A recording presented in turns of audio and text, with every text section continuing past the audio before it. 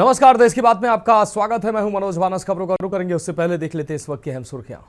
देहरादून में राष्ट्रपति द्रौपदी मुर्मू ने किया योग। पुलिस लाइन में योगाभ्यास के साथ दिया निरोग रहने का संदेश। बोली, योग दिवस दुनिया को भारत की तरफ से गिफ्ट। विशाखापत्तनम में पीएम मोदी ने किया योग। बोले, तनाव से गुजर रही दुनिया के लिए योग पॉज बटन जैसा हो। 191 देशों में 1300 जगह हुआ कार्यक्रम। अंतर्राष्ट्रीय योग दिवस पर सीएम योगी ने गोरखपुर में किया योग। कहा, सही स्वस्थ यही स्वस्थ रहने का मंत्र है। योग से शरीर और मन दोनों रहता है स्वस्थ। बिहार में अब बुजुर्गों को मिलेंगे हर महीने 1100 रुपए। नीतीश कुमार ने महिलाओं को भी दी बड़ी सौगात। चुनाव से पहले बुजुर्ग युवाओं महिलाओं के लिए खोला खजाना। राजा हत्याकांड में सोनम और राज पर कोर्ट ने कसा शिकंजा। दोनों को 13 दिन की न्यायिक हिरासत में भेजा। पुलिस को नहीं मिली कमांड। उन्नाव में बीजेपी सांसद साक्षी महाराज का कांग्रेस पर हमला। बोले, गांधी परिवार ने 70 वर्षों में देश को किया बर्बाद। साक्षी महाराज ने की पीएम की विदेश नीति की सराहना। आप देख रहे हैं के न्यूज, खबरों का सारथी।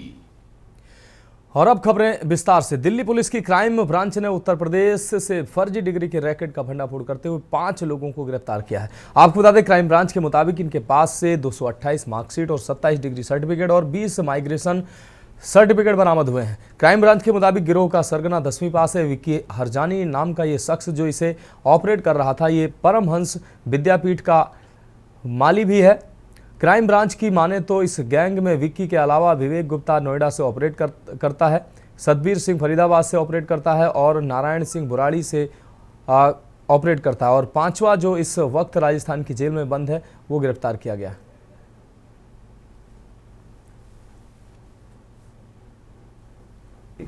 दिल्ली पुलिस की क्राइम ब्रांच ने एक फेक डिग्री रैकेट को बस्ट किया है और उसमें 5 लोगों की गिरफ्तारी की है। इनके पोजीशन से करीब 228 मार्कशीट और 27 डिग्री सर्टिफिकेट और 20 माइग्रेशन सर्टिफिकेट्स इनसे रिकवर किए गए हैं। और इसमें जो मेन कल्प्रिट्स हैं वो विक्की हरजानी करके एक आदमी है जो रोहिणी से ऑपरेट करता है।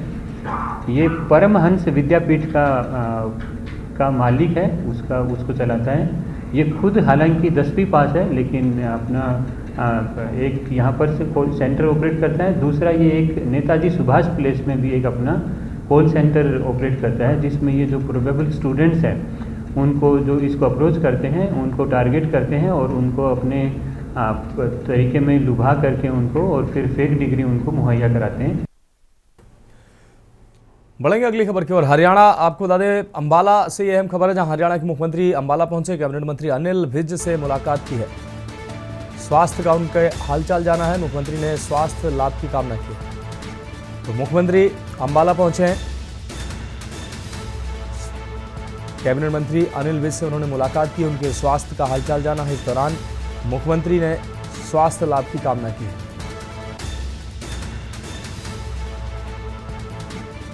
तो अंबाला से अहम खबर, हरियाणा के मुख्यमंत्री पहुंचे अंबाला।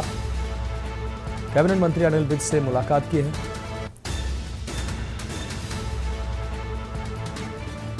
अनिल विज के स्वास्थ्य का हालचाल जाना है।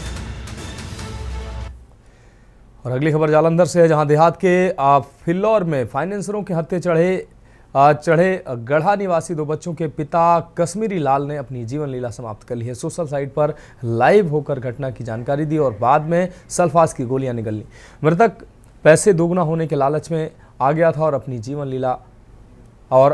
जीवन भर की कमाई उसने लुटा चुका था। उसका घर और दुकान गिरवी है, जबकि उसकी पत्नी और बहन के नाम पर बैंकों से भारी लोन उठाए गए हैं। बहरहाल पुलिस ने परिवार की शिकायत पर कार्रवाई करते हुए आरोपी पवन कुमार और उसके परिवार पर मामला दर्ज कर लिया है। कश्मीरी लाल गांव में ही चमड़े के दस्ताने बनाने का काम करता था। उसने फेसबुक पर लाइव में बताया कि वह 7 साल पहले पवन कुमार नामक व्यक्ति से मिला था। कुछ साल दोबारा उससे मुलाकात हुई तो वह काफ़ी अमीर था, घर आलीशान था। उसने खुद को फाइनेंसर और लोगों के पैसे दोगुने करने वाला बताया। इसके बाद अपने 2 दोस्तों से कर्ज उठाकर पैसे पवन को दे दिए। 25 लाख निवेश करने के लिए कहा तो उसने घर और दुकान गिरवी रखने की सलाह दी। उसकी पत्नी और बहन के नाम लोन लेकर पैसे हड़प लिए।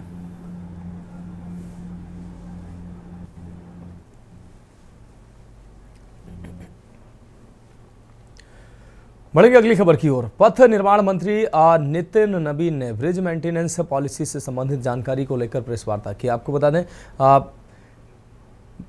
बिहार के पटना से एक खबर आपको दिखा रहे हैं। बिहार के अपर मुख्य सचिव मिहिर कुमार सिंह एवं विशेष सचिव सिरसित कपिल भी मौजूद रहे। मंत्री नितिन नवीन ने कहा कि ब्रिज पॉलिसी का विजन 2020 के तहत इसकी संकल्पना की गई थी। पथ निर्माण विभाग के द्वारा इस संबंध में लगातार कार्य किए गए। 3 जून को मंत्रिपरिषद की स्वीकृति हासिल हुई। मंत्री ने बताया कि भारतवर्ष में बिहार पहला राज्य है जिसने पुल संधारण नीति अपनाई है, नीति लाया है। मंत्री ने बताया कि इस नीति के अंतर्गत पथ निर्माण विभाग के पथों पर अवस्थित 250 मीटर से अधिक लंबाई के पुलों third party bridge safety audit के कार्य हेतु मंत्रिपरिषद की स्वीकृति के पश्चात नामांकन के आधार पर भारतीय प्रौद्योगिकी संस्थान दिल्ली एवं पटना का चयन किया गया। मुझे उम्मीद है कि आज के इस पहल के बाद बिहार में जो ब्रिज को लेके एक मेजर कंसर्न है, उस दिशा में बिहार गवर्नमेंट का माननीय मुख्यमंत्री जी के नेतृत्व में जो प्लानिंग चल रहा है और जो इंस्टीट्यूशन के पार्ट में भी हम काफ़ी आगे बढ़ चुके हैं, उसमें निश्चित रूप से हमको सफलता भी मिलेगी और एक बेहतर व्यवस्था के साथ ब्रिजों को हम लोग रख पाएंगे। इस दिशा में आज आपको प्रेजेंटेशन के लिए बुलाया गया। सब आपके मन में कोई कमजोरी है ऐसा तो मुझे कम लगता नहीं। थोक के भाव से RO20 को स्वीकृति आएंगे। 2-3 का तो अभी हमने न्यूज़पेपर में 12 पहले और 2-3 का है, वो भी डिटेल्स आपको दे रहे हैं। तो भारत सरकार और राज्य सरकार के स्तर से इन पे बहुत कार्रवाई। बढ़ेंगे अगली खबर की ओर। किशनगंज जिले के ठाकुरगंज अंचल अधिकारी सुचिता कुमारी को फर्जी रजिस्ट्री कागज के आधार पर मोटेशन करना भारी पड़ा है। खबर प्रकाशित होने पर विभाग ने संज्ञान लिया। जांच में दोषी पाया गया। इस दौरान निलंबित कर दिया गया। मामला ठाकुरगंज अंचल से जुड़ा है, जहां भात गांव पंचायत के एक निजी जमीन हड़पने के लिए जाली दस्तावेज बनाने का ये मामला प्रकाश में आया था। मोहम्मद कस्मुद्दीन ने मोहम्मद जमील अख्तर और उनके 4 भाइयों पर जाली दस्तावेज बनाने का आरोप लगाया था। पीड़ित ने 8 फरवरी 2025 को थाना प्रभारी को जाली दस्तावेजों के साथ शिकायत दी। थाना प्रभारी ने मामले की जांच के लिए अंचल अधिकारी से सत्यापन कराया। अंचल अधिकारी ने रजिस्ट्रार से रिपोर्ट मंगवाई। 15 और 18 फरवरी को क्रमशः पत्रांक 441 और 39 के तहत रिपोर्ट प्राप्त हुई। देखिए, माननीय मंत्री जी सरावगी जी का एक बात तो है कि बहुत जानकार आदमी है। इस सरकार में 2-3 मंत्री जो है, एक आपको विजेंद्र यादव जी, एक विजय चौधरी जी, एक संजय सरावगी जी, ये लोग बहुत विद्वान आदमी है। और भी कई मंत्री हैं ये, लेकिन काफ़ी विद्वान और काफ़ी जानकार आदमी, चीज़ों को पकड़ते हैं। और सबसे बड़ी बात है ईमानदारी। हम लोगों को जो प्राप्त हुआ है, जानकारी उसमें प्राप्त हुआ है कि जो निलंबन का आदेश निर्गत किया गया है, उसमें ठाकुरगंज अंचलाधिकारी को तत्काल में निलंबित किया गया। विभाग के द्वारा यह निर्णय लिया गया।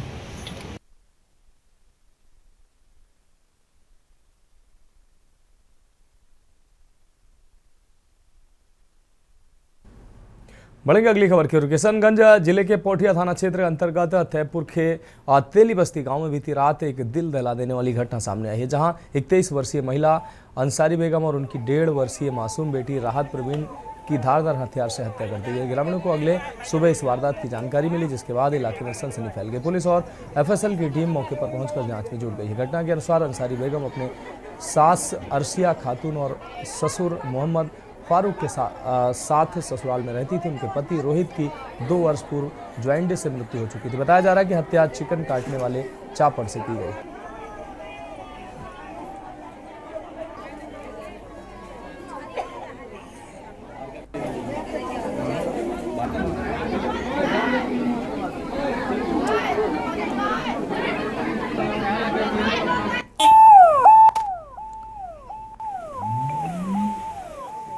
अंसरी बेगम है, जिनकी शादी लगभग 6 साल पहले होना बताया जा रहा है। पति की मृत्यु लगभग 2 साल पहले हो चुकी थी। उनके 2 बच्चे थे, जिसमें से एक बच्ची और अंसरी बेगम का शव जो है संदिग्ध अवस्था में मिला है। वहाँ पेट पे पाया गया है और गला कटा हुआ है। तो अभी संदिग्ध लग रहा है मामला, हर बिंदु से हम लोग जाँच कर रहे हैं। टीम यहाँ पहुँची हुई है। FSL की टीम को सूचना दे दी गई है, टीम आ रही है और जो भी अनुसंधान के क्रम में चीज़ें आएंगी उसका आधार पर कार्रवाई की जाएगी। बढ़ेगी अगली खबर की ओर। मध्य प्रदेश के भिंड से अहम खबर, जहां कलेक्टर संजीव श्रीवास्तव की बड़ी कार्रवाई सामने आई है। नया गांव के ककहारा गांव में अवैध डंप रेत पर मारा है छापा। 70 लाख कीमत का 10,000 घन मीटर रेत पकड़ा है। 1 महीने पहले माइनिंग विभाग कर चुका था सील। कलेक्टर ने अपनी मौजूदगी में जब्त किया रेत। डंप रेत को ट्रकों में भराकर लाहौर और रौन में भेजा गया।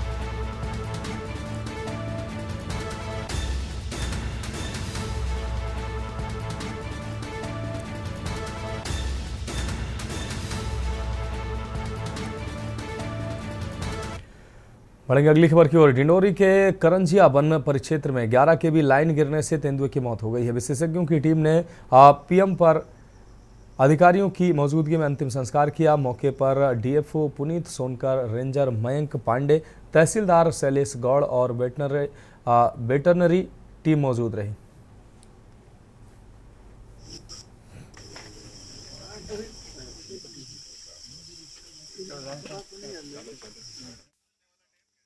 बढ़ेंगे अगली खबर की ओर। जबलपुर के आधार ताल थाना अंतर्गत एक मामला सामने आया है, जिसमें प्रेमी अरविंद का प्रेमिका से पहली पत्नी से तलाक को लेकर विवाद हो गया। विवाद इतना बढ़ा कि प्रेमिका ने अपने प्रेमी अरविंद को वजनदार पत्थर से मारा। इसके बाद अरविंद को आधार तालाब में धक्का दे दिया। जानकारी लगने पर आधार ताल थाना पुलिस घटनास्थल पर पहुंची और जानकारी प्राप्त की। पूछताछ के दौरान पता चला कि पहली पत्नी के साथ रहते हुए भी अरविंद की प्रेमिका थी, जिस तालाब के पास झगड़ा करते देखा गया और प्रेमिका से पहली पत्नी को तलाक देने को लेकर विवाद हो रहा था। विवाद इतना बढ़ा कि प्रेमिका ने अपने ही प्रेमी को मौत के घाट उतार दिया। पहले पत्थर से हमला किया और उसके बाद गुस्सा ठंडा नहीं हुआ तो आधार ताल में धक्का दे दिया।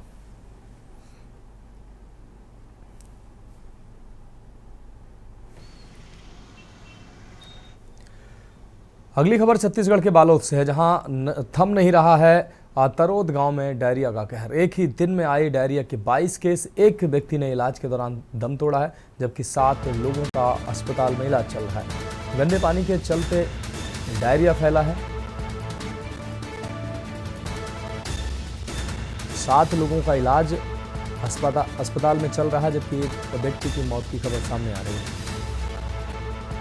गंदे पानी के चलते डायरिया की वजह बताई जा रही है।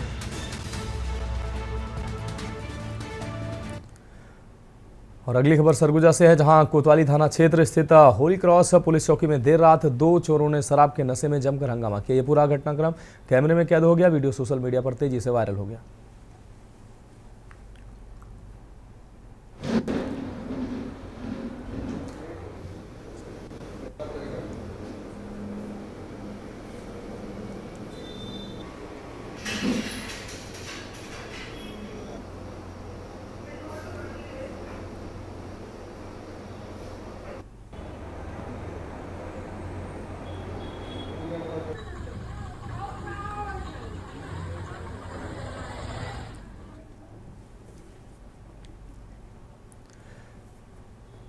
खबर दुर्ग से है। आपको बता दें, योग for one earth one health की थीम पर आज अंतर्राष्ट्रीय योग दिवस पूरे देश में मनाया गया, जहां छत्तीसगढ़ के दुर्ग जिले के खालसा स्कूल परिसर में इसका आयोजन किया गया, जिसमें दुर्ग लोकसभा सांसद विजय बघेल और अहिरवारा विधायक डोमन लाल कोरसेवाड़ा मुख्य रूप से उपस्थित रहे। कार्यक्रम में बड़ी संख्या में स्कूली बच्चों सहित अधिकारी व कर्मचारी शामिल हुए।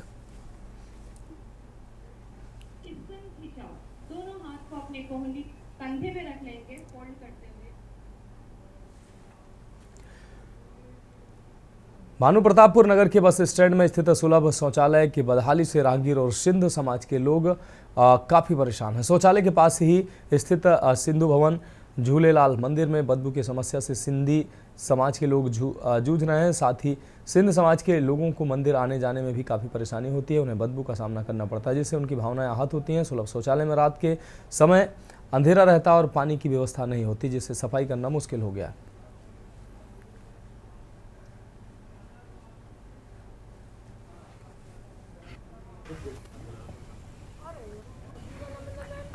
पानी वहाँ से यहाँ पर बोर नहीं है। बोर की समस्या है। बोर रहता तो हम यहाँ चालू करते, तुरंत सुविधा मिल जाता लोग को। पहले कहाँ से आता था पानी? पानी पहले आता 10 रुपये के होटल के पीछे से। और अब नहीं आ रहा है? अभी एकदम टाइमली, एकदम टाइम देख के थोड़ा देर चलाते हैं। दिन में यहाँ के आम पब्लिक चलने नहीं देती है। दुकान उकान वाले एक टाइम, अभी के टाइम में चलता है थोड़ा बहुत पानी और उसके बाद बंद कर देते हैं। कितने दिन समस्या है? ये लमसम 2-3 महीना से चल रहा है। बढ़ेंगे अगली खबर की ओर। खबर देवघर से है, जहां विश्व योग दिवस के अवसर पर देवघर एम्स में 30 बेड की इमरजेंसी सेवा आज से प्रारंभ हो गई है, जिसका उद्घाटन गोड्डा सांसद निशिकांत दुबे ने किया है। इस इमरजेंसी सेवा में गंभीर मरीजों को अत्याधुनिक जीवन रक्षक इक्विपमेंट की सुविधा मिलेगी। 30 बेड में 20 वेंटिलेटर की सुविधा भी है। सभी 30 बेड में क्रिटिकल इक्विपमेंट इंस्टॉल किए गए हैं। इसमें ऑक्सीजन, हार्ट मॉनिटर, डिफिब्रिलेटर सहित कई इक्विपमेंट इंस्टॉल किए गए हैं, जिनसे गंभीर रूप से बीमार एवं घायल रोगियों की जान बचाने में मदद मिलेगी। इमरजेंसी सेवा की प्रारंभ में छाती में दर्द, पेट में दर्द, खांसी और खून की उल्टी, सांस लेने में दिक्कत आदि रोगियों की भर्ती व इलाज शुरू हो जाएगा। इसके साथ ही 3 महीने के बाद इमरजेंसी सेवा में ट्रामा सेंटर की सुविधा भी शुरू की जाएगी।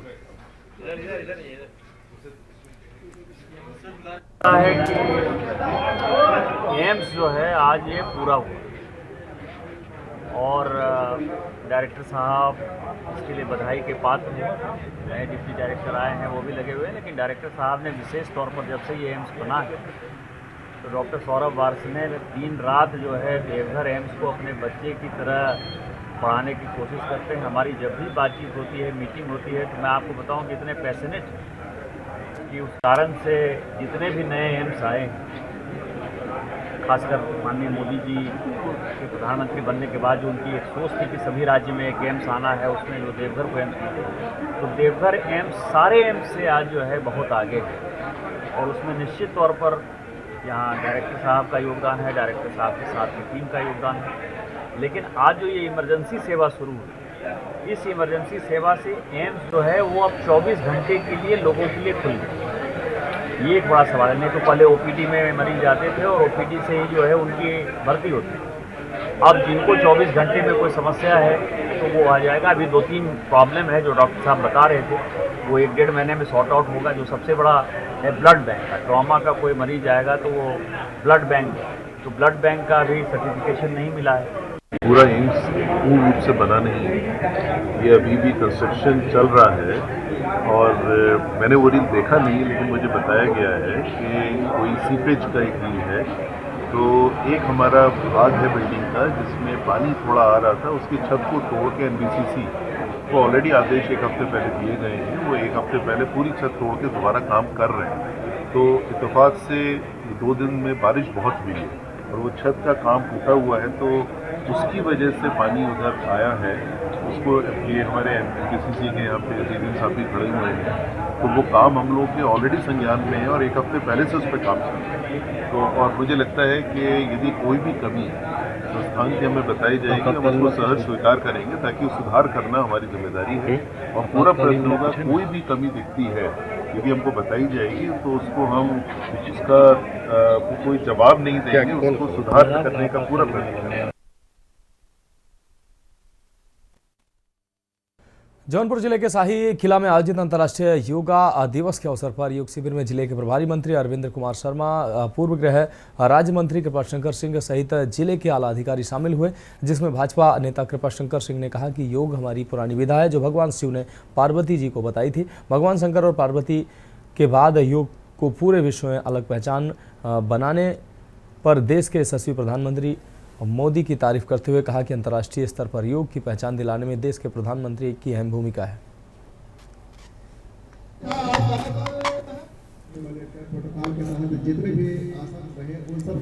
करो योग रहो निरोग। देश के आदरणीय प्रधानमंत्री नरेंद्र मोदी जी ने इसकी शुरुआत इस हिंदुस्तान में जब करी थी और उसके बाद आज विश्व में एक ऐसा ये दिवस है कि जिसको भगवान शंकर ने और बाद में महर्षि पतंजलि ने एक प्राणायाम के माध्यम से, योगा के माध्यम से शरीर और मन कैसे ठीक रहे। परिसर में योगाभ्यास कार्यक्रम संपन्न दिवस के अवसर पर फर्रुखाबाद जनपद में एक बार फिर योग स्वास्थ्य और अन्न प्रतीक बन गया। साधनपुर मंडी में भारी संख्या में लोगों ने एक साथ योगाभ्यास कर अद्भुत जीवन का अहम हिस्सा बनाने का संकल्प। राज्य पंचायत अध्यक्ष मुख्य सुशील शाक्य, भाजपा जिला अध्यक्ष फतेह चंद्र राजपूत, कानपुर के मंडलायुक्त विजेंद्र पांडे चित्र पर माल्यार्पण कर दीप प्रज्वलित कर किया गया।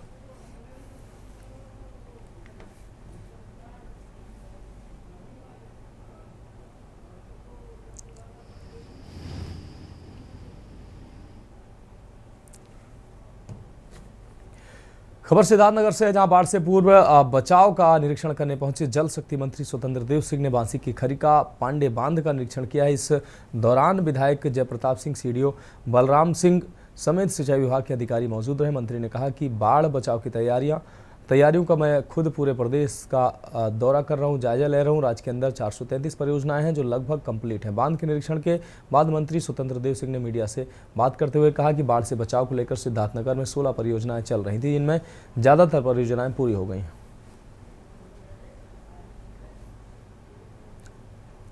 इस बार उसी की तैयारी को देखते हुए हम लोग लगे हैं कि जून में ही हमारी सभी परियोजनाएं कंप्लीट हो जाएं लगभग। लेकिन मानसून जून में ही दस्तक दे दिया, इसलिए सभी तैयारी हमारी पूर्ण। यहाँ भी लगभग हमारी 16 परियोजनाएं लगभग सिद्धार्थनगर जिले में जनपद में है, जो आज मेरी सभी परियोजनाएं खतरे के ऊपर काम सभी कर चुके हैं। कुछ परियोजनाएं होंगी थोड़ा एक आध दो नीचे, वह भी मेरा कंप्लीट 6-7 दिन में सभी हमारी परियोजनाएं कंप्लीट हो जाएंगी।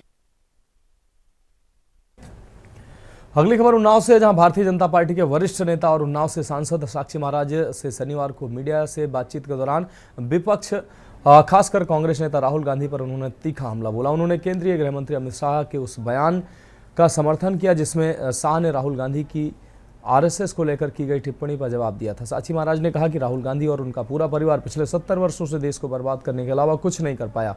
केवल आपको बता दें, लेकिन प्रधानमंत्री नरेंद्र मोदी ने पिछले 11 वर्षों में जो किया है उसे दुनिया देख रही है और सराह रही है। आपको बता दें कि वर्तमान वैश्विक परिस्थितियों पर प्रतिक्रिया देते हुए साक्षी महाराज ने ईरान में फंसे भारतीयों की सुरक्षित वापसी का जिक्र किया और प्रधानमंत्री मोदी की विदेश नीति और नेतृत्व की सराहना की। बहुत लंबे समय तक उनके परिवार के लोगों ने इस देश में राजनीति की। अब देश के प्रधानमंत्री मोदी जी हैं, गृह मंत्री अमित शाह जी हैं, और जिससे राष्ट्र का भला होगा अपने नेताओं पर विश्वास करना चाहिए। अभी जब ऑपरेशन सिंदूर हुआ तो मुझे ये कहते हुए बहुत ही सुखद अनुभव हो रहा है कि सारा देश एक सूत्र में बंधा हुआ था। तो हर राष्ट्रवादी को राष्ट्र की भाषा बोलना चाहिए, एकता की भाषा बोलना चाहिए। हमने भी आज का जो थीम दिया है वो एक पृथ्वी एक स्वास्थ्य है।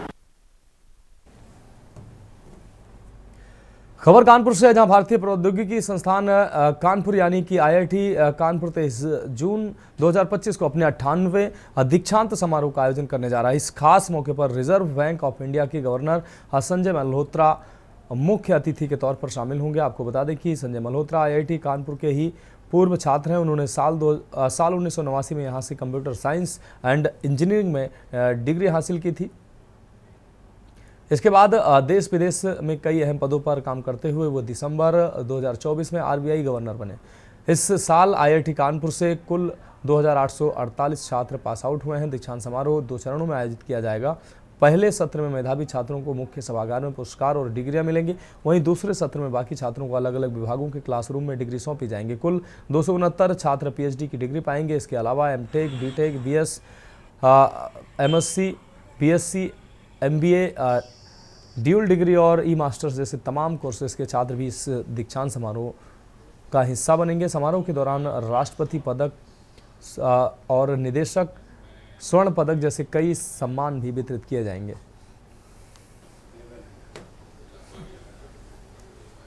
चीफ गेस्ट श्री संजय मल्होत्रा हैं, आरबीआई गवर्नर, और इसमें मेडल की जो हम देंगे उसकी काफ़ी बड़ी संख्या है। जो मुख्य मेडल हैं उनमें से president gold medal, directors gold medal, Shankar Dayal Sharma medal, ये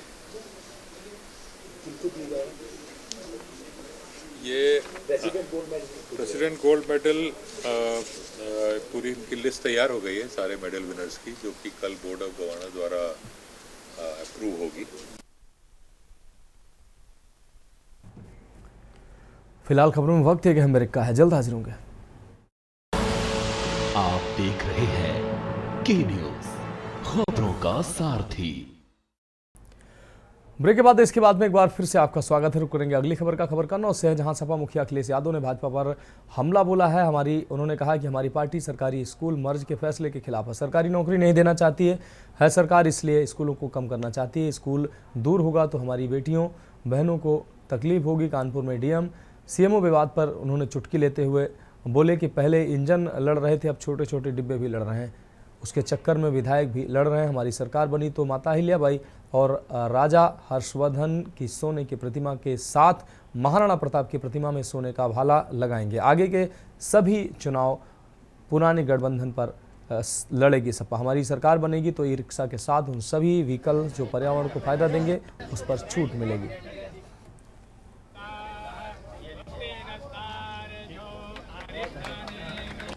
अगर अपना विकास देखना हो तो मैं उस पत्रकार का धन्यवाद देना चाहता हूं जिसने काली नदी पे स्टोरी की। हम तो कहेंगे कि विकास अगर उन्होंने किया तो काली नदी में डुबकी मार दें। भाई ऐसा है ना, योग से पहले डुबकी मारनी पड़ेगी नदी में, ये भी तो बताना पड़ेगा बीजेपी को कि भाई योग करने से पहले स्नान करना है। तो हम बीजेपी के लोगों से कहेंगे काली नदी में स्नान कर लें, अपने आप सब बीमारी पकड़ लेगी उन्हें और फिर योग से अपनी बीमारी ठीक कर लेना। भैया महंगाई का सबसे बड़ा दंश गोल्ड पे है और इन्होंने सामूहिक ब्याह योजना में 1 लाख रुपए कर दिया है और खुद भी बोलते हैं कि गोल्ड महंगा हो गया है। तो महंगाई और बढ़ेगी, चीज़ें और महंगी होंगी। ये जो दुनिया में वॉर हो रहा है और जो भ्रष्टाचार बीजेपी कर रही है। खबर बिजनौर से, जहां केंद्रीय राज्य मंत्री जयंत चौधरी ने बिजनौर में केंद्रीय विद्यालय की आधारशिला रखी। ग्राम मधुसूदनपुर देवीदास में भूमि पूजन और हवन के साथ कार्यक्रम का आयोजन किया गया। इसके बाद ग्राम स्वाहेड़ी खुर्द स्थित लेखपाल प्रशिक्षण केंद्र में अस्थायी केंद्रीय विद्यालय का लोकार्पण किया गया। कार्यक्रम में बिजनौर सांसद चंदन चौहान, विधायक सूची चौधरी और प्रशासनिक अधिकारी मौजूद रहे। केंद्रीय विद्यालय संगठन के ज्वाइंट कमिश्नर दीपेश गहलोत, आगरा से सहायक कमिश्नर और अन्य अधिकारी भी उपस्थित थे। जयंत चौधरी ने कहा कि उत्तर प्रदेश में शासन द्वारा अनुमोदित केंद्रीय विद्यालयों की श्रृंखला में सबसे पहला विद्यालय बिजनौर में स्थापित किया जा रहा है। स्थानीय लोगों की लंबे समय से चली आ रही मांग को पूरा किया गया। दिल्ली और लखनऊ की बात यहाँ करते हैं। कहने का मतलब ये था, उनका प्रयास था और उनकी सोच थी कि देश के मुख्य धारा में गांव के लोगों की गिनती हो, उनकी पूछ हो, उनकी आवाज बुलंद। आज अगर आपको मुख्य धारा में बिजनौर के पिछले क्षेत्र के गांव के बच्चों को लाना है तो राजनीति तो मजबूत रखनी ही पड़ेगी, लेकिन उनको बेहतर शिक्षा और तालीम से जोड़ना होगा। जो जिम्मा मुझे माननीय प्रधानमंत्री जी ने दिया है और उनका भरपूर समर्थन भी उस मुद्दे में मिलता रहता है। हर मंच से वो युवाओं के विकास की बात करते हैं। यूपी के सोनभद्र जनपद से झारखंड को जोड़ने वाली प्रमुख सड़क कोन तेलगुड़वा मार्ग का योगी सरकार में स्टाम्प एवं पंजीयन मंत्री व सदर विधायक ने भूमि पूजन किया। सड़क के बनने का रास्ता साफ हुआ है और जिला खनिज फाउंडेशन न्यास द्वारा स्वीकृत क्षतिग्रस्त सड़क तेलगुड़वा से कोन होते हुए झारखंड सीमा मार्ग का 20 किलोमीटर तक सीसी एवं बीसी रोड के निर्माण का रास्ता साफ हो गया। इस सड़क को लेकर लंबे समय से स्थानीय निवासी और जनप्रतिनिधि समेत राहगीरों द्वारा बनाए जाने की मांग की जाती रही है। तो जिले के रॉबर्ट्सगंज विधायक भूपेश चौबे द्वारा इस ओर पहले बात की गई थी। जनपद के प्रभारी मंत्री रविंद्र जायसवाल ने भी इस काम को लेकर जनपद के अधिकारियों समेत लखनऊ तक प्रयास किया, तो अब जाकर इस मार्ग को बनने का रास्ता साफ हुआ है।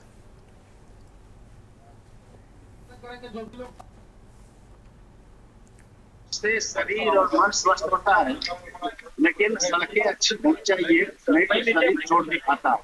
आज यहाँ पर और पोल के मार्ग का जो काफी खराब था, यहाँ के विधायक सदस्य भूपेश सिंह लगातार प्रयास किए थे और आज उसका अवसर आया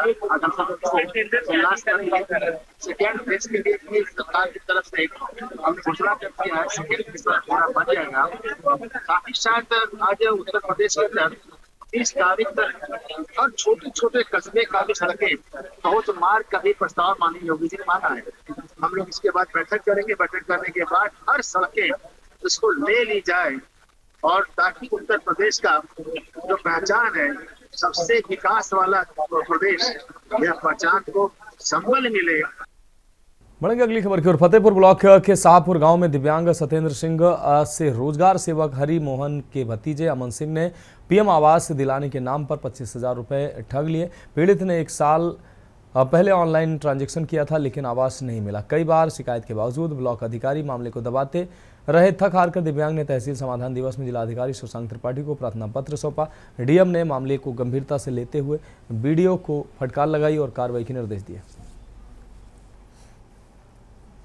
लाने के लिए हमसे जो 25,000 रुपये ले गया है हरिमोहन सिंह लिए हैं, अपने भतीजे के अकाउंट पे पैसे लिए हैं। तो हमें आज तक आवास नहीं मिले। जब हम मांगते हैं तो हमें लड़ने और गाली देने के गाली देकर भगा देते हैं और मारने के लिए धमकी। ये जिनको पैसा दिया था वो कौन है? हरिमोहन सिंह। क्या है वो? ग्राम सहायक है। अच्छा, आपने आज तक इसकी शिकायत कहीं की है? जी की हमने 12 बंकी डीएम के यहाँ की थी। कब की थी? कम से कम हो गए 1 हफ्ते। क्या हुआ, कुछ उस पर कार्रवाई हुई? कार्रवाई नहीं हो। जो ब्लॉक को आते हैं ब्लॉक में हर कर्मचारी दाब लेता है हमको। अच्छा, उनको बचाने के लिए पूरी कोशिश कर रहा है सर। आज आपने क्या किया? जी हमने आज यहाँ तहसील दिवस थी, आज हमें डीएम साहब को यहाँ मिले आकर। अच्छा, दिया तो उन्होंने डीडीओ को दिया। डीडीओ ने कहा कि अभी हम टीम गठित करके 12 में आपके घर भेजते हैं। यहाँ से 12 किलोमीटर है, अभी भेजते हैं, जांच कराते हैं इसकी। एटा जनपद में पहली ही बरसात ने विकास खंड सीतलपुर की ग्राम पंचायत जिरसमी के गांव नगला मुही में उत्तर प्रदेश शासन द्वारा चलाई जा रही ग्रामीण विकास की योजनाओं की पोल खोलकर रख दी है। पहली ही बरसात में गांव की कच्ची सड़कें कीचड़ में सनी नजर आ रही हैं। कीचड़ से बजबजा रहे हैं। ऐसे में गांव में गंभीर बीमारी फैलने का खतरा भी है।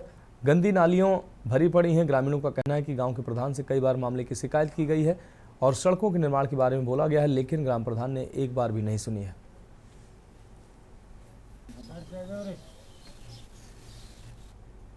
गांव में कैसी स्थिति है? गांव में स्थिति है, देखो नालियाँ कैसी? नाली आप दिखा के लाएंगे, देखो आराम से नालियाँ ऐसी हैं। भरी पड़ी है कि मतलब खाली है? सब भरी पड़ी है। नाली वाला नाला इसकी बात करी। और भी हैं कुछ लोग, उनसे बात करेंगे। क्या नाम है आपका? रवि कुमार। है रवि कुमार। ये मतलब कैसी स्थिति है गांव में? मेरी ये नहीं स्थिति है, वो वाली स्थिति है। कैसी स्थिति है? कैसी? आरसीसी पहले पड़ गई। वो प्रधान था कप्तान, तब वो डलवा गया वैसी रुकी सुगी। उसके अलावा दूसरी वो पड़नी इंटरलॉक अभी पड़ी नहीं? तो पड़ी नहीं है अभी, नहीं पड़ी नहीं। अच्छा, और भी क्या नाम है आपका? अमित जी, यहाँ पे यानी गांव की स्थिति क्या है, समस्या क्या है? ज्यादातर यही है, पानी भर रहता है। अच्छा, पानी की समस्या ना, पानी की ज्यादा समस्या, निकलने की ज्यादा है।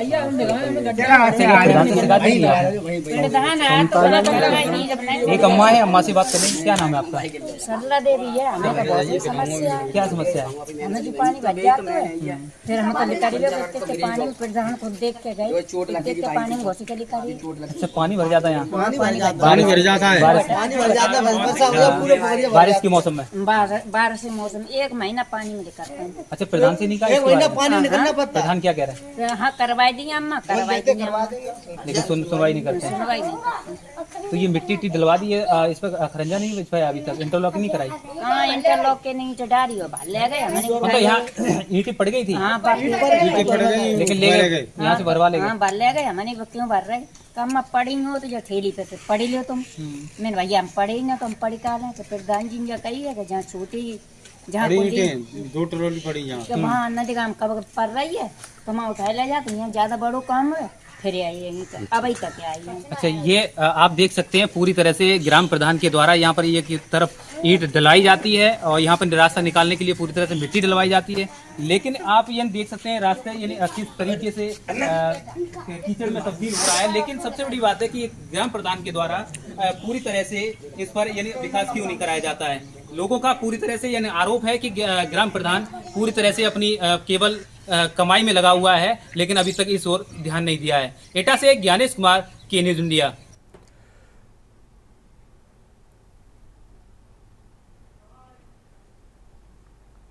कलेक्ट्रेट स्थित ADM-FR कार्यालय में तैनात स्टेनो गौरव शर्मा का 77,000 रुपये रिश्वत लेते वीडियो वायरल हुआ है। आरोप है कि स्टाम्प चोरी के मामले में कार्रवाई के नाम पर पीड़ित से ये राशि ली गई।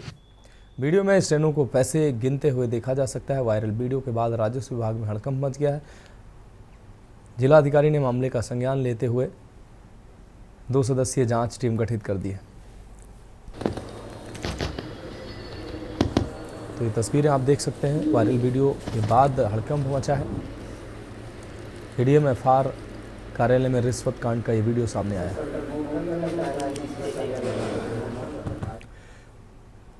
कानपुर के GSBM मेडिकल कॉलेज को एक और बड़ी उपलब्धि हासिल हुई। आपको बता दें, हमीरपुर निवासी महिला जो पिछले कई वर्षों से पेट में लगातार दर्द से परेशान थी, जिसे हैलट हॉस्पिटल में एडमिट कराया गया था। यहां जांच के दौरान लीवर में बने ट्यूमर की जटिल सर्जरी कर डॉक्टरों ने उसकी जान बचा ली। सर्जरी में मेडिकल कॉलेज के प्रिंसिपल डॉक्टर संजय काला व अन्य चिकित्सक शामिल थे। वही मीडिया से बात करते हुए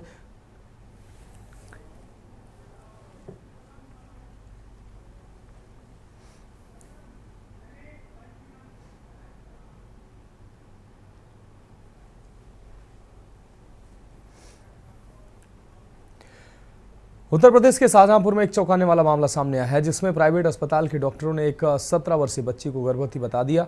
बच्ची को गर्भवती बताने के बाद उसके परिजनों को सदमे में आ गए परिजन। उन्होंने शाहजहांपुर के मेडिकल कॉलेज में अपनी बच्ची का चेकअप कराया, जहां पर मेडिकल कॉलेज के डॉक्टरों ने बच्ची के पेट में ट्यूमर होने की बात कही।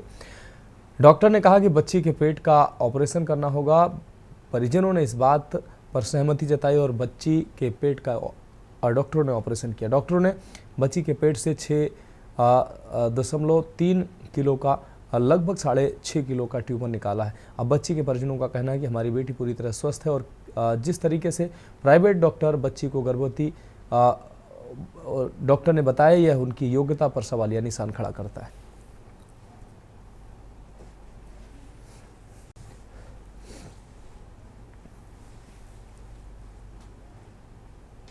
ये 17 साल की बच्ची है, अनमैरिड है, शादी नहीं हुई अभी उसकी।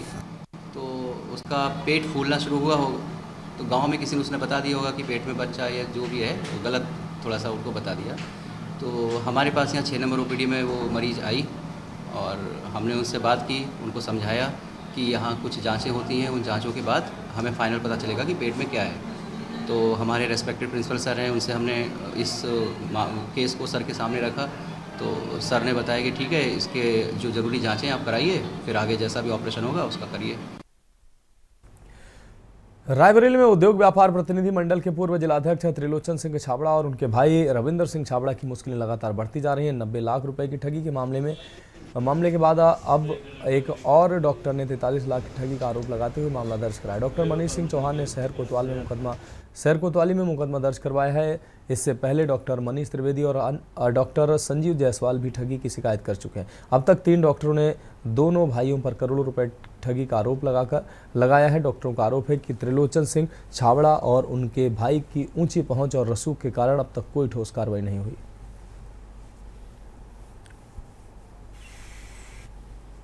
माननीय संदीप बंसल के नेतृत्व में पूरे प्रदेश में अखिल भारतीय उद्योग व्यापार मंडल एवं उत्तर प्रदेश युवा उद्योग व्यापार मंडल सदैव से व्यापारी हित में कार्य करता है, सामाजिक हित में कार्य करता है। व्यापारियों की कोई भी समस्या हो उसकी लड़ाई लड़ता है। आज 40 वर्षों से रायबरेली में हम लोग संगठन चला रहे हैं। हमारे संगठन की हर जगह तारीफ होती है। हम लोग शासन प्रशासन की कोई योजनाएं हो, कोई कार्य हो, सब में मिलजुल कर सहभागिता से कार्य करते हैं। खबर कानपुर से, जहां पनवेल से चलकर गोरखपुर जाने वाली गाड़ी संख्या 15066 में चलती ट्रेन में अचानक यात्री की तबीयत बिगड़ गई और थोड़ी देर बाद उसकी मौत हो गई। 55 वर्षीय अवधेश कुमार मुंबई से अपने घर मुहान जा रहे थे। उनके साथ उनका बेटा और एक रिश्तेदार भी था। तीनों लोग स्लीपर क्लास में सफ़र कर रहे थे। ट्रेन में भीड़ अधिक थी।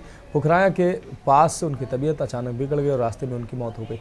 ट्रेन में सफ़र कर रहे RPF जवान ने कंट्रोल रूम को सूचना दी। जब ट्रेन कानपुर सेंट्रल पहुंची तब प्लेटफॉर्म नंबर 6 पर शव को उतारा गया। बेटा अपने पिता के शव से चिपक कर रोता बिलखता नजर आया। मौके पर GRP, RPF व डॉक्टर भी पहुंचे, जहां शव को कब्जे में लेकर पोस्टमार्टम के लिए भेज दिया गया।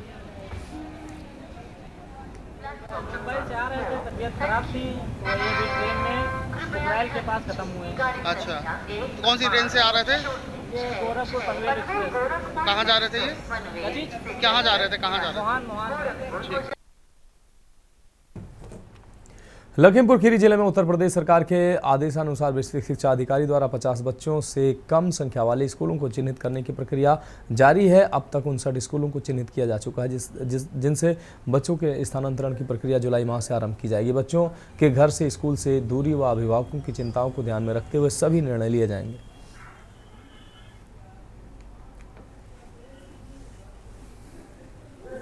कि ये जो कॉन्सेप्ट है इसको किसी शिफ्ट करने की बात जैसी कोई कॉन्सेप्ट नहीं है। इसको स्कूलों की पेयरिंग कहा जा रहा है, स्कूलों का युग्मन कहा जा रहा है। अर्थात वे विद्यालय जहां पर छात्र संख्या 20 या 50 से कम है।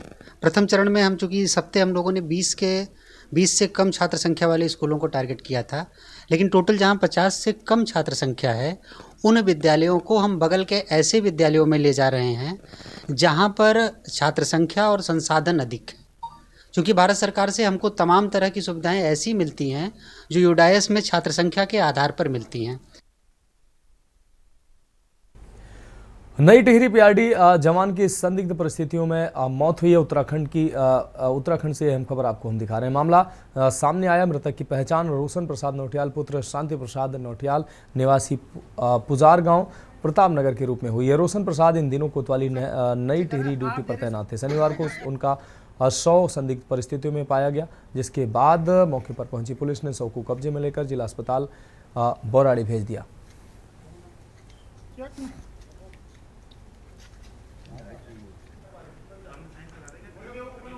में और 11:30 बजे लगभग की है, तो वो संदीप पाया गया, खिड़की में टांगा हुआ पाया गया, जैसे हमें संदीप पड़ा मैसेज हो रहा है। तो इसलिए हम टीएम साहब के पास आए हैं। टीएम साहब ने आश्वासन दिया है कि हम जांच करेंगे इसमें। आपको वहाँ से 1 मई से ये ड्यूटी कर रहा था कोतवाली टिहरी में। मूल रूप से पुजार गांव का लमगांव क्षेत्र का रहने वाला था। ये पूर्व में भी 1-2 बार इसकी शिकायतें नशे को लेकर आई थी और इसमें संबंधित विभाग जो है DOPRD उनको भी इन्फॉर्म करके वापस करने के लिए किया गया था, लेकिन वो प्रक्रिया पूरी नहीं हो पाई थी। तब तक ये ड्यूटी वहाँ पर कर रहा था।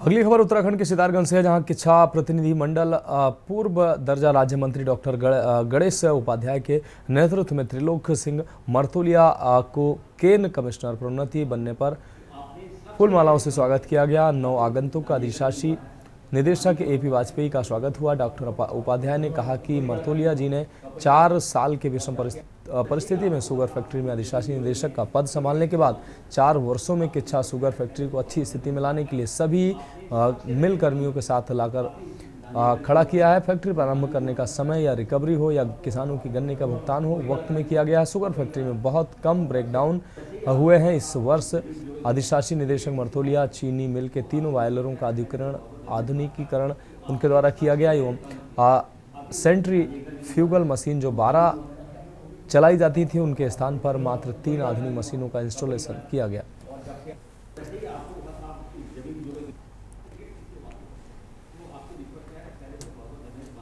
प्रदेश में आखिर लंबे समय के इंतजार के बाद पंचायत चुनाव की तारीखों का ऐलान हो गया। इस बार 2 चरणों में मतदान प्रक्रिया प्रदेश के अंदर लागू होगी। इसमें 10 जुलाई और 15 जुलाई को दूसरे चरण में मतदान प्रक्रिया संपन्न होगी। 19 जुलाई को मतगणना की प्रक्रिया होगी। वहीं आपको बता दें कि राज्य निर्वाचन आयुक्त सुशील कुमार ने पंचायत चुनाव को लेकर विस्तृत कार्यक्रम की घोषणा कर दी है, जिसमें राज्य भर में पंचायत चुनाव 2 चरणों में संपन्न होंगे। ये पंचायत चुनाव हरिद्वार जिले को छोड़कर सभी 12 जिलों में होंगे। ग्राम प्रधान, ग्राम पंचायत सदस्य, क्षेत्र पंचायत सदस्य और जिला पंचायत सदस्य पदों के लिए मतदान होगा।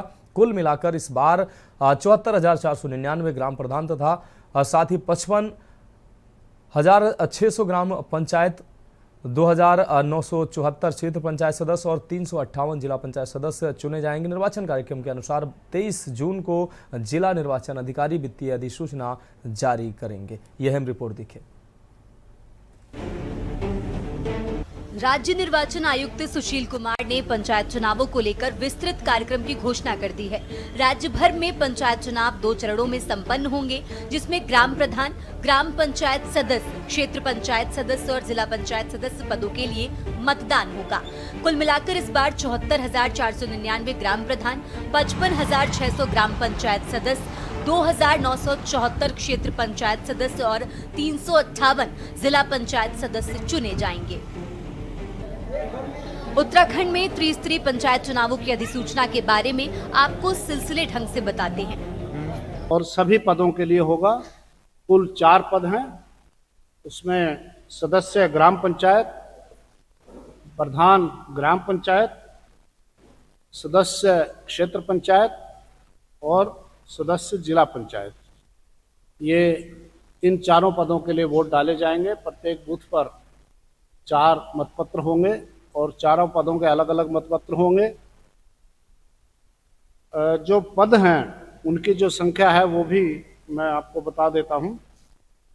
सदस्य ग्राम पंचायत के लिए 55,587 पद हैं। प्रधान ग्राम पंचायत के 7,499 पद हैं। सदस्य क्षेत्र पंचायत के 2,974 पद हैं और सदस्य जिला पंचायत के 358 पद हैं। 358। सदस्य ग्राम पंचायत 55,587। प्रधान ग्राम पंचायत 7,499। सदस्य क्षेत्र पंचायत 2,974 और सदस्य जिला पंचायत 358। इस प्रकार ये एक बड़ा वृहद कार्यक्रम है। कुल 66,418 जनप्रतिनिधियों का चयन इसमें। राज्य निर्वाचन आयोग ने जारी किया कार्यक्रम। प्रदेश में ग्रामीण क्षेत्रों में लागू हुई आचार संहिता 47.70 लाख मतदाता करेंगे मताधिकार का प्रयोग। 2 चरणों में होंगे पंचायतों के चुनाव। प्रथम चरण 25 जून से नामांकन की प्रक्रिया शुरू। 29 जून से 1 जुलाई तक नामांकन पत्रों की जांच। 2 जुलाई को नाम वापसी। 3 जुलाई को चुनाव चिन्ह आवंटन। 10 जुलाई को मतदान। द्वितीय चरण 25 से 28 जून तक नामांकन प्रक्रिया। 29 जून से 1 जुलाई तक नामांकन पत्रों की जांच। 2 जुलाई को नाम वापसी। 8 जुलाई को चुनाव चिन्ह आवंटन। 15 जुलाई को मतदान। 19 जुलाई को मतगणना। राज्य चुनाव निर्वाचन द्वारा घोषित अधिसूचना पंचायत चुनाव को लेकर कर दी गई है। वहीं अब विपक्षी दल भी पंचायत चुनाव की तैयारी को लेकर जीत का दावा करते नजर आ रहे हैं। कांग्रेस लगातार पंचायत चुनाव में लेट लतीफी करने का आरोप भाजपा सरकार पर लगाने के साथ साथ अभी भी चुनाव घोषणा को लेकर सरकार पर संदेह जता रही है। कुल मिलाकर भाजपा ने भी अब विपक्षी दलों को इस बात के लिए सचेत कर दिया कि मैदान में आएं और जीत कर दिखाएं। देखिए, चुनाव 2 चरणों में मैं ये समझता हूँ। उत्तराखंड क्रांति दल का मानना यह है कि ये चुनाव एक ही चरण में होना चाहिए। सरकार पहले तो इस चुनाव को करने के लिए तैयार नहीं थी, आनाकानी कर रही थी। बहुत पैतरेबाजी सरकार ने इसमें बरती। कभी प्रशासनिक अधिकारों को लेकर, कभी कोर्ट के अंदर हलफनामा देकर इसे हमेशा टालने की कोशिश करती रही। लेकिन सरकार को मजबूरन ये चुनाव कराने पड़ रहे हैं और ये चुनाव मजबूरी है सरकार की करानी, क्योंकि जनता जिस तरीके से ये चैन बटोर भाजपा कर रही थी उसे लेकर बड़ी आक्रोशित थी और जो लोग चुनाव के लिए तैयार थे उनमें बड़ा आक्रोश उत्पन्न होता जा रहा था। मजबूरन सरकार को ये चुनाव घोषित करने पड़े। उत्तराखंड क्रांति दल पहले से कहता रहा है कि स्थानीय चुनाव आयोग ने पंचायत चुनावों की घोषणा की है। कांग्रेस पार्टी तो पहले से ही चुनाव कराए जाने की मांग कर रही थी। सरकार ने ही जो है पंचायतों को प्रशासकों के हवाले किया हुआ था। इससे जनता में भी आक्रोश बढ़ रहा था। अब देखते हैं कि जो कार्यक्रम पंचायत स्थानीय चुनाव आयोग ने जारी किया है उस हिसाब से समय पे चुनाव होते हैं या अभी भी जो है इसमें कोई दांव पेंच सरकार फंसाती है, क्योंकि माननीय हाई कोर्ट में भी तमाम प्रकरणों पर सुनवाई चल रही है। जिस तरीके से पंचायतों का आरक्षण निर्धारित किया गया है उस पर जो है तमाम लोगों को पहले से ही आपत्तियां हैं और जिस तरीके से रोटेशन को शून्य किया गया है ये किसी की समझ में नहीं आ रहा है। लेकिन पंचायत चुनाव के लिए कांग्रेस पार्टी पहले से ही तैयार थी और मेरा पूरा विश्वास है कि पंचायत चुनाव में हम भारतीय जनता पार्टी को पटकने देने में कामयाब होंगे। क्योंकि देखिए, उत्तराखंड राज्य के समस्त जनपदों में अब आज से हमारी अधिसूचना जारी हो चुकी है जिला पंचायत के चुनाव को लेकर के। और जिस तरीके से विपक्ष हल्ला मचा रहा था, चुनाव नहीं करना चाहते, अब चुनाव शुरू हो चुका है। अब मैदान में आए विपक्ष और देखे चुनाव किस तरीके से होगा तमाम संसाधनों के साथ में, क्योंकि ये बैलेट पेपर से चुनाव होता है। इस चुनाव को बहुत ही शांति तरीके से करने के लिए हमारी अधिसूचना भी जारी हुई है। हमारे तमाम कर्मचारी, हमारे जितने भारतीय जनता पार्टी संगठन के कार्यकर्ता होंगे, चुनाव में जाएंगे। अपने समर्थित जो कार्यकर्ता होंगे, जो चुनाव लड़ रहे होंगे, क्योंकि इसमें क्षेत्र पंचायत, जिला पंचायत, ग्राम सभा, बीडीसी मेंबर, तमाम सभी लोग चुनाव की प्रक्रिया में हिस्सा लेने का काम करेंगे। और अधिसूचना जारी हो चुकी है। तमाम इन सारी चीज़ों को देखते हुए भारतीय जनता पार्टी पूरी तरीके से चुनाव को लेकर के संतुष्ट है और तैयार है। तमाम कार्यकर्ता अपने प्रत्याशी को, जो समर्थित प्रत्याशी होगा, उसको जिताने का काम करेंगे। त्रिस्तरीय पंचायत चुनाव को लेकर शासन के दिशा निर्देशों पर प्रशासन और राज्य निर्वाचन आयोग ने अपनी तैयारियों को पूरा कर लिया है। साथ ही आरक्षण की प्रक्रिया पूरी कर ली गई है। राज्य निर्वाचन आयोग को भी भेज दिया गया है। ऐसे में पंचायती राज सचिव की ओर से चुनावी अधिसूचना 21 जून को जारी होने के बाद अब जिला निर्वाचन अधिकारी 23 जून को चुनाव की सूचना जारी करेंगे। जारी अधिसूचना के अनुसार प्रदेश में 2 चरणों में पंचायत चुनाव कराए जाएंगे। साथ ही 19 जुलाई को एक साथ मतगणना होगी। तमाम राजनीतिक पार्टियां जीत का दावा भर रही हैं, जिसको आगामी 2027 के चुनाव से पहले सेमीफाइनल के तौर पर भी देखा जा रहा है। Uttarakhand desk report. अब बढ़ेंगे अगली खबर की ओर। देहरादून में 11वें अंतर्राष्ट्रीय योग दिवस पर राष्ट्रपति द्रौपदी मुर्मू ने देहरादून में एकत्रित जनसमूह को संबोधित किया। उन्होंने कहा कि योग सिर्फ व्यायाम नहीं, बल्कि आत्मिक और मानसिक शुद्धि का मार्ग है। राष्ट्रपति ने सभी नागरिकों से अपील की है कि वे योग को रोजमर्रा की जिंदगी में शामिल करें।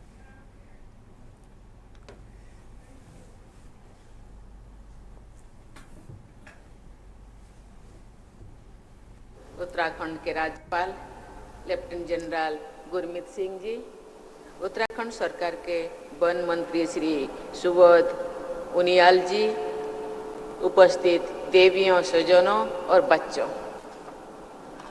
आज के इस महत्वपूर्ण अवसर पर आप सबके बीच उपस्थित होकर मुझे हार्दिक प्रसन्नता हो रही है। उत्तराखंड का क्षेत्र योग और अध्यात्म जैसे भारतीय परंपराओं का प्रमुख केंद्र रहा है।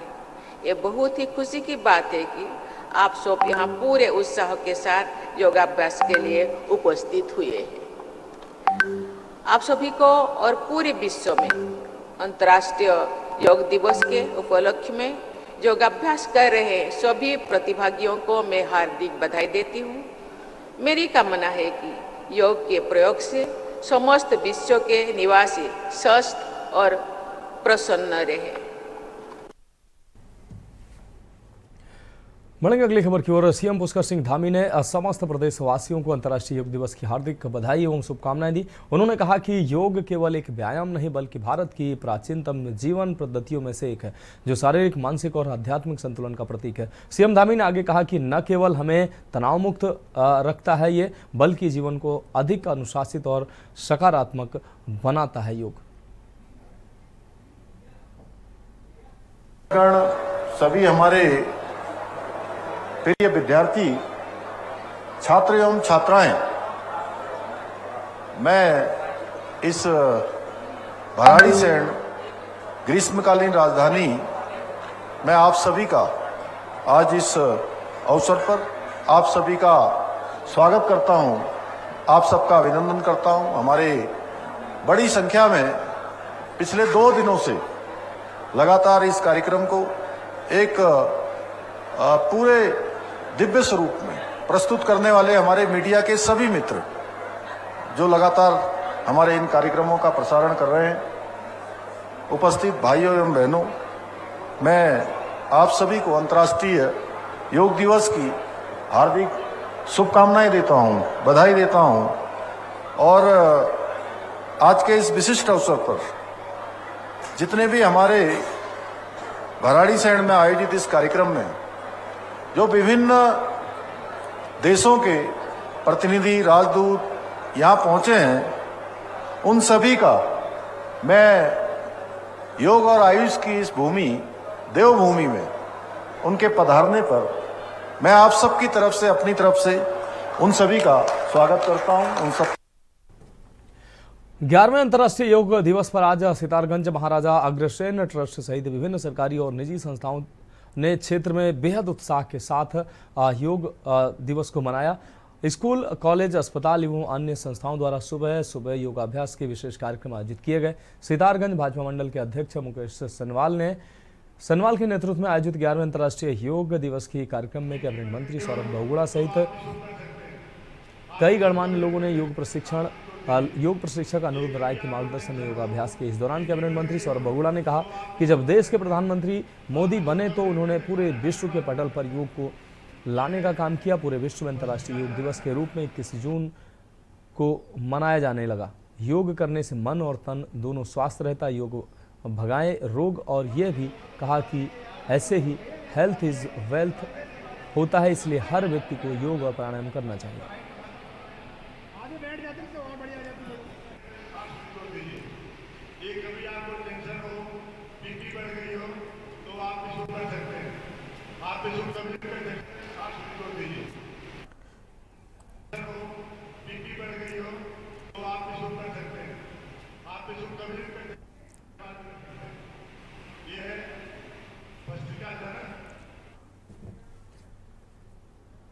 बढ़ेंगे अगली खबर की ओर। बागेश्वर जिले में 11वां अंतर्राष्ट्रीय योग दिवस बहुत ही शानदार तरीके से मनाया गया। आयुष विभाग द्वारा जिले के सभी तहसील, ब्लॉक आदि जगहों पर योग शिविरों का आयोजन किया गया। सरयू गोमती संगम तट पर जिलाधिकारी, स्थानीय विधायक सहित अधिकारियों, जनप्रतिनिधियों के द्वारा सामूहिक रूप से योग दिवस मनाया गया। इसके अलावा जिले के विभिन्न वेलनेस केंद्रों पर भी योग दिवस पर साधक जुटे।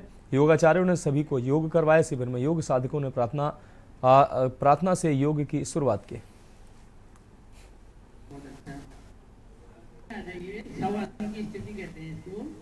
उपलक्ष्य में आज जनपद के अंतर्गत कई विभिन्न जगहों पे, कई स्थलों पर योग शिविर का आयोजन किया गया है। उसी के क्रम में बागेश्वर में भी आयोजन किया गया था, जिसमें काफ़ी बड़ी संख्या में लोगों के द्वारा प्रतिभाग किया गया है। और योग का प्रचार प्रसार करने के लिए हम जनपद के अंतर्गत अन्य कई सारे कार्यक्रम भी आयोजित कर रहे हैं, जो विगत 2 माह से ही चल रहे हैं।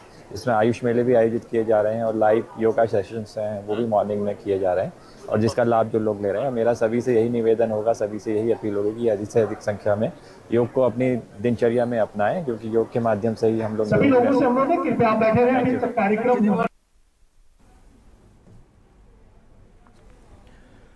पौड़ी गढ़वाल में अंतर्राष्ट्रीय योग दिवस पर जिले के आपको बता दें राशि स्टेडियम में योगाभ्यास कार्यक्रम का आयोजन किया गया है। आपको बता दें योग निदेशकों ने प्रतिभागियों को योगासन सिखाए। इस दौरान राशि स्थित स्पोर्ट्स स्टेडियम में योगाभ्यास में जुटे लोगों ने 11वें अंतर्राष्ट्रीय योग दिवस के अवसर पर जिले भर में योगाभ्यास किया। योगाभ्यास में जनप्रतिनिधियों व विभिन्न विभागों के अधिकारियों, कर्मचारियों, शिक्षकों, छात्र छात्राओं और स्थानीय लोगों ने प्रतिभाग किया।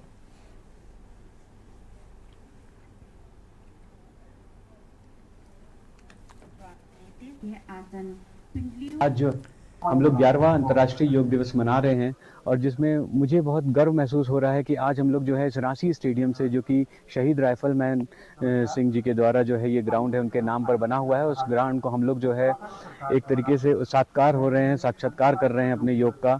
और आज जो है हम सभी लोगों ने कॉमन योगा प्रोटोकॉल का अभ्यास यहाँ पर प्रातः सुबह 7 बजे से 7:45 तक किया है। के माध्यम से जो योग का कार्यक्रम संचालन किया गया पूरे जनपद में, हर एक ब्लॉक में, हर एक ग्राम में, एक तहसील में और जनपद के मुख्यालय में लोगों को जागरूक करते हुए कि योग को अपनाएं ताकि निरोग रहें।